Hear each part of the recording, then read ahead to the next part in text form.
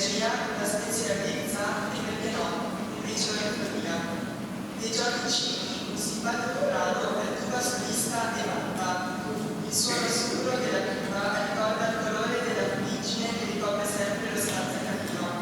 E chi non ricorda l'allegro spazzacamino del film Ray Hopkins, che affronta gli stretti camini sempre con il sorriso e distempato. Allegro spazzacamino per una sera di piano. E Libertango, famosissima composizione di Astor Piazzolla, caratterizzato da un ritmo incalzante e travolgente, al quale si intreccia una melodia sensuale e quasi mistica. A voi, dei Giorgi Cini e Libertango.